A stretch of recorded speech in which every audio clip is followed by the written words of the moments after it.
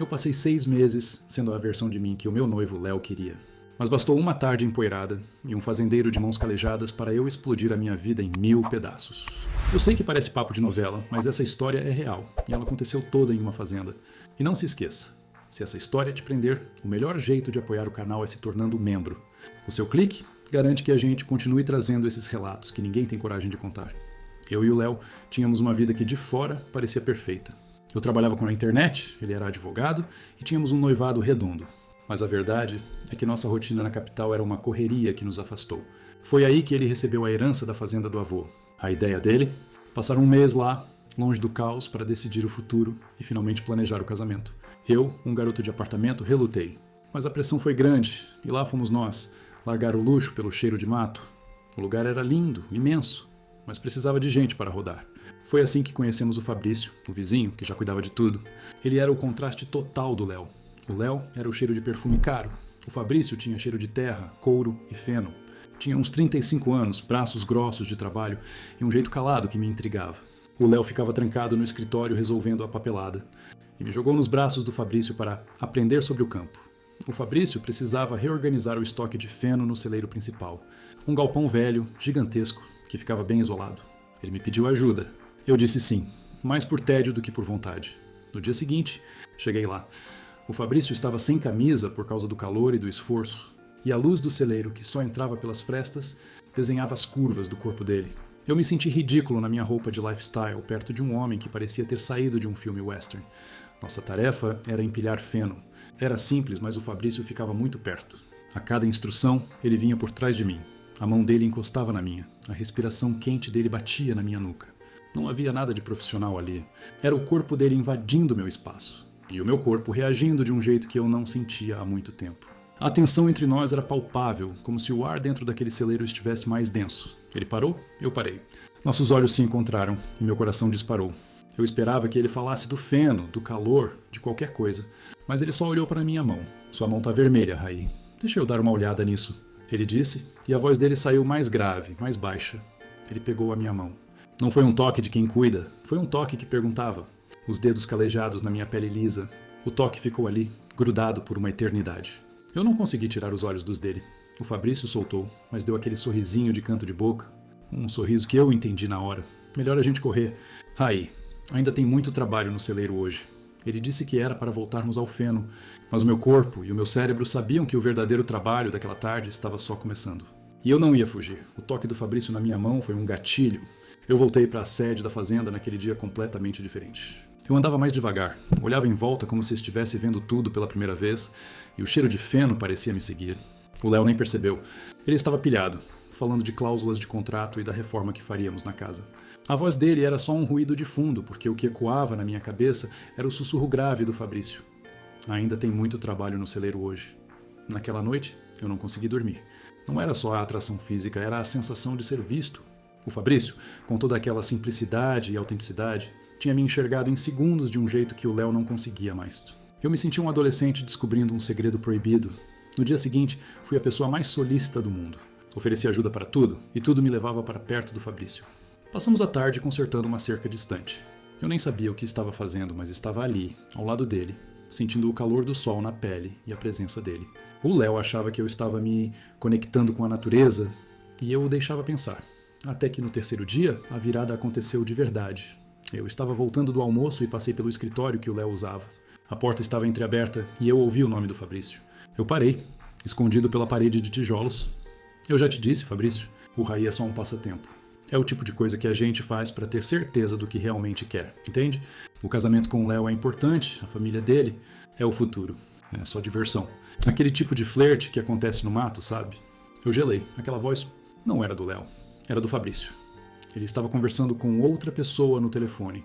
E o nome que saiu da boca dele, como se fosse um detalhe sem importância, foi o meu. Aí, eu fiquei paralisado, tentando entender. Ele disse, o casamento com o Léo é importante? O Léo é o futuro.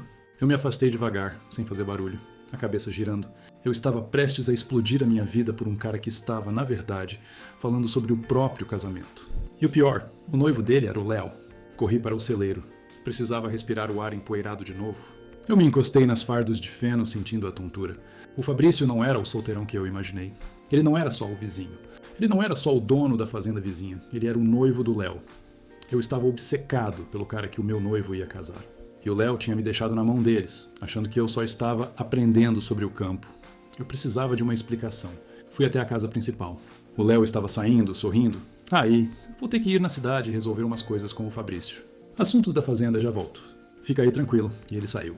Eu fiquei sozinho, olhando para a estrada de terra. Eu estava no meio de um triângulo amoroso bizarro, onde eu era, de longe, o mais perdido. E os dois estavam escondendo a verdade. Eu peguei as chaves da caminhonete e decidi que não podia esperar. Eu ia atrás deles. Eu ia descobrir o que estava realmente acontecendo entre o Léo, o Fabrício e o trabalho no celeiro. Eu estava tremendo, mas não de frio. Era adrenalina pura. Peguei a caminhonete do Léo e saí rasgando a estrada de terra. Eu precisava ver. Precisava de uma confirmação visual de que o Fabrício e o Léo não eram apenas noivos, mas que estavam armando tudo, me usando como a distração perfeita para o trabalho de campo. Eu dirigi sem rumo, seguindo o rastro de poeira do carro do Léo. O peso do meu anel de noivado parecia me sufocar. Como pude ser tão cego?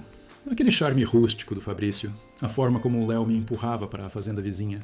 Tudo fazia um sentido cruel agora. Eu virei uma curva e lá estavam eles, parados em frente a um galpão maior que o celeiro. O Léo e o Fabrício estavam lado a lado rindo. Não era uma risada nervosa. Era de cumplicidade. Eu estacionei bruscamente e desci. Minhas pernas estavam bambas. O que está acontecendo aqui? Minha voz saiu mais baixa do que eu queria. Os dois se viraram e o sorriso sumiu na mesma hora. Fabrício me olhou com uma surpresa genuína e o Léo ficou pálido, como se tivesse levado um choque. Raí, o que você está fazendo aqui? Eu disse para você ficar na fazenda. O Léo tentou disfarçar, mas as mãos dele já estavam inquietas. Eu ignorei o Léo. Olhei direto para o Fabrício, que parecia desconfortável pela primeira vez. Eu ouvi sua conversa, Fabrício. Aquela no telefone. Sobre o casamento com o Léo. Sobre eu ser só um passatempo para ter certeza do que realmente quer. Pode me explicar o que está acontecendo, por favor? O silêncio deles foi a resposta. O Fabrício abaixou a cabeça e o Léo respirou fundo, parecendo pronto para uma briga. Olha, Raí, não é nada disso que você está pensando. O Léo começou a falar rápido. Não é o quê, Léo? Que vocês são noivos? Que você me arrastou para cá para eu virar a diversão do seu futuro marido enquanto você resolve a papelada? É isso?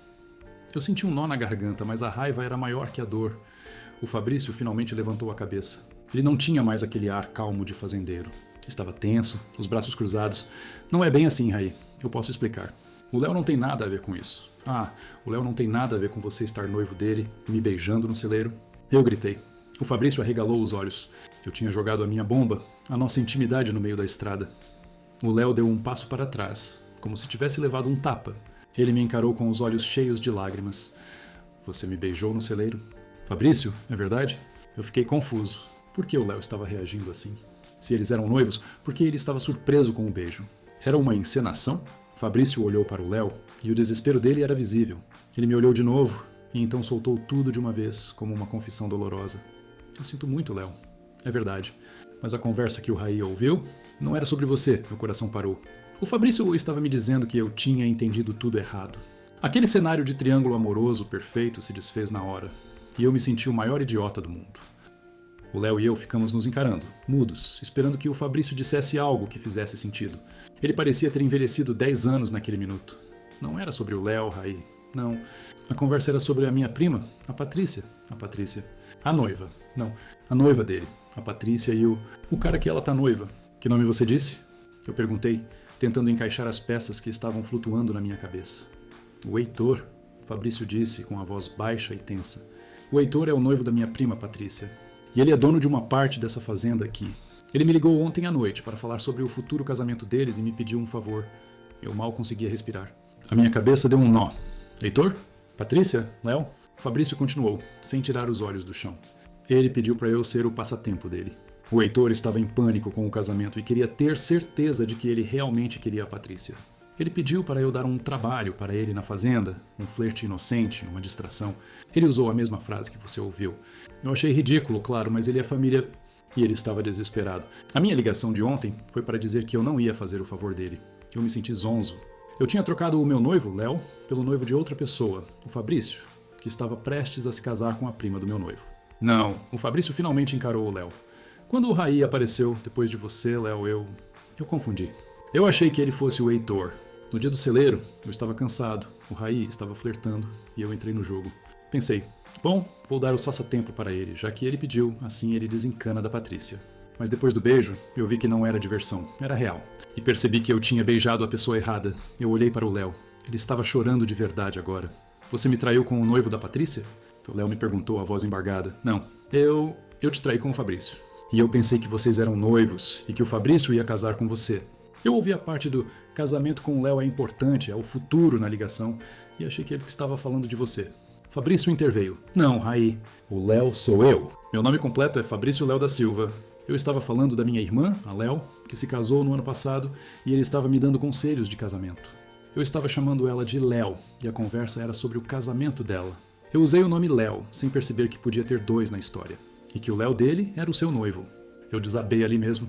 O meu caso, a minha traição, não tinha sido um triângulo amoroso épico, mas sim um desastre de comunicação, de nomes repetidos e suposições erradas.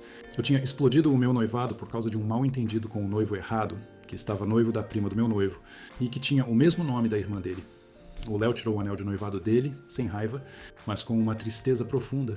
Eu te amo, Raí, mas eu não posso ficar com alguém que beija outra pessoa no primeiro sinal de tédio. Não importa quem ele seja, ou se você achou que ele era meu noivo. Você procurou por ele. Você me traiu. Eu aceitei. Ele tinha razão. O trabalho no celeiro tinha sido uma desculpa para eu buscar a emoção que a nossa vida tinha perdido. E a única pessoa culpada era eu. Eu perdi o Léo por causa de uma suposição errada. Mas a verdade é que o Fabrício foi só a faísca. O fogo já estava apagado. Se eu tivesse tido a coragem de ser honesto com o Léo sobre o nosso relacionamento morno, sobre a minha insatisfação, talvez tudo fosse diferente. O maior erro é buscar a resposta para a sua infelicidade no corpo de outra pessoa, em vez de olhar para o espelho. A traição não é só sobre o beijo, é sobre a falta de coragem de terminar o que já acabou. Seja corajoso e encare a verdade do seu coração, antes que um celeiro e um nome parecido façam isso por você. Se essa história te pegou de surpresa, deixa o seu like, se inscreve no canal e ativa o sininho para não perder os próximos relatos. E claro, se você quiser apoiar o nosso trabalho, clique em Seja Membro. A gente se vê no próximo segredo.